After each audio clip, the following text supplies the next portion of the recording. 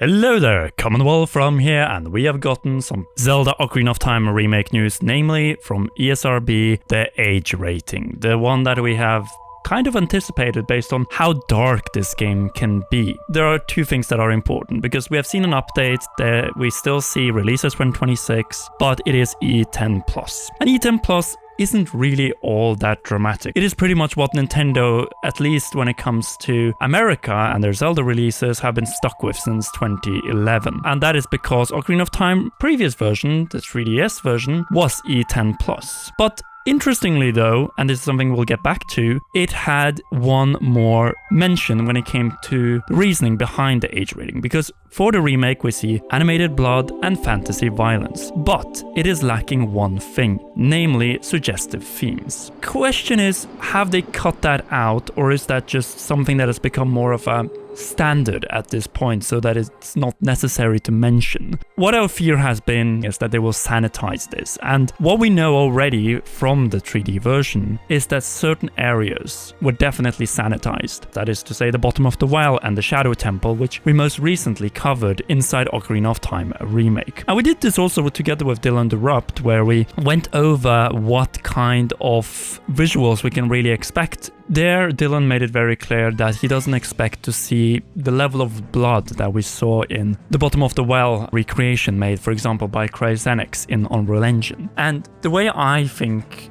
this is gonna go is that we're gonna get something in between the original and the 3DS. We're not gonna get, the blood coming out of the mouth of Ganondorf. That was already sanitized in later releases of Ocarina of Time, because let's remember, the original age rating for Ocarina of Time was E for everyone on the Nintendo 64. It is going just in line, really, because if we look at the next release that came 2 years later, it was A Link Between Worlds. That was an E rating, which was 7 PEGI. If we look at the PEGI rating, it's the same. It's most likely going to be 12, as it was in the case for Ocarina of Time 3D as well. Then we have Wind Waker, E on the GameCube, and then it became E10+ on the Wii U.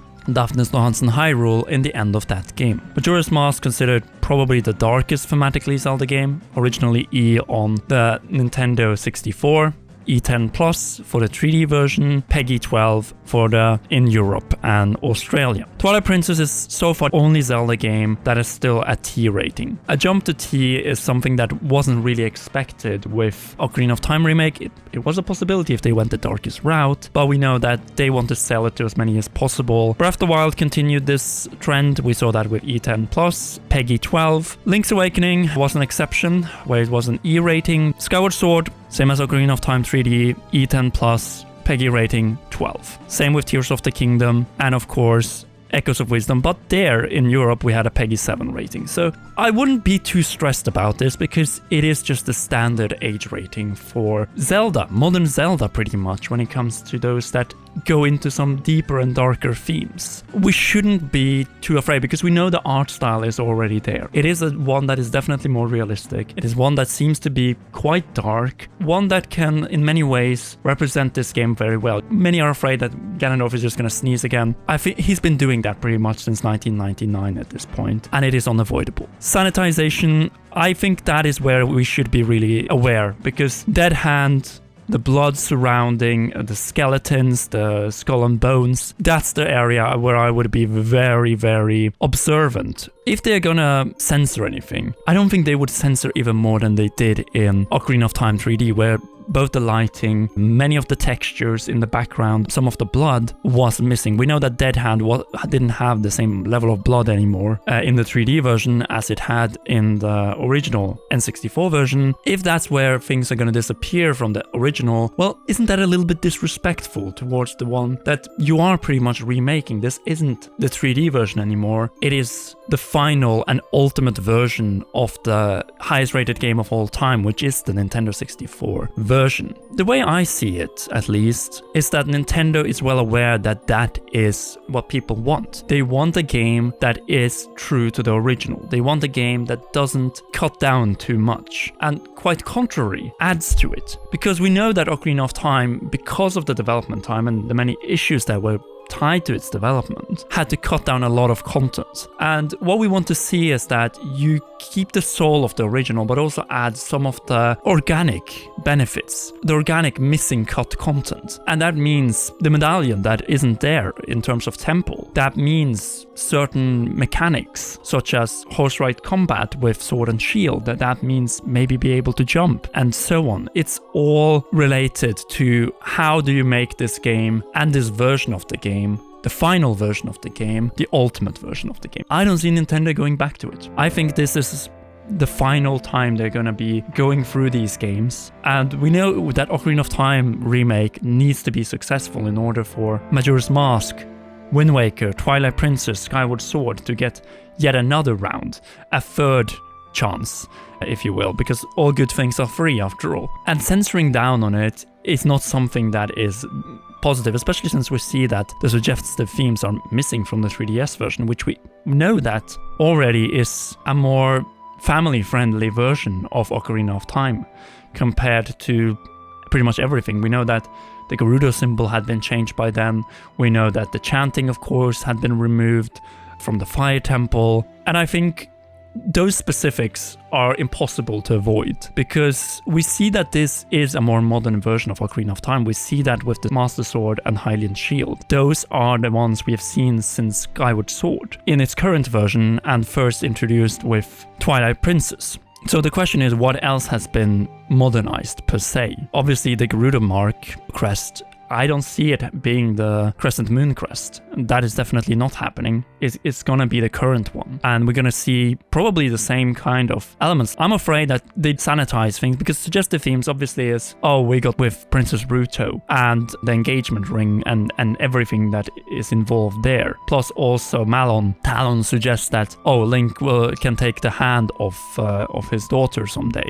And how it's suggested that she's waiting for a knight in shining armor. All we know are suggestive themes. So my question is, are those being toned down or censored? I'm a little bit afraid. Of course, these are all mostly text stuff, but if we see a Ruto that is even more sanitized than we have seen in Ocarina of Time 3D, where we already had her covered, unlike the original where it was, well, animalistic, then you can ask the question if this is the right thing to do. Because we know that there's a lot of death involved in Ocarina of Time. We know the sages, we know the Great Deku Tree, and of course Dampe, who passes away in that time frame between child and adult. And what makes Ocarina of Time magical is that time is a brutal thing. It is something that causes Hyrule to be in a very different state, well, at least partially, than it was when Link was a child, or is a child in this game. And yes, I am afraid that Castle Town, especially in the adult section, could be sanitized as well. It might not be as post-apocalyptic as we remember, because let's take this in for a moment. We know that this space is likely going to be in 3D. You're going to have full camera control. And because of that, it's going to be an area that is Resident Evil-like, will not just be limited to the bottom of the well and the Shadow Temple. You will also have it in ruined Castle Town. And then the question is, how much are they expanding Castle Town? Because those ruins are then going to be massive. We already had a horror experience like this in Breath of the Wild with the Guardians, the ruins, and the Malice. I'm just wondering what they will do with this, because they already did it in Breath of the Wild, which was also an E10 plus rating. So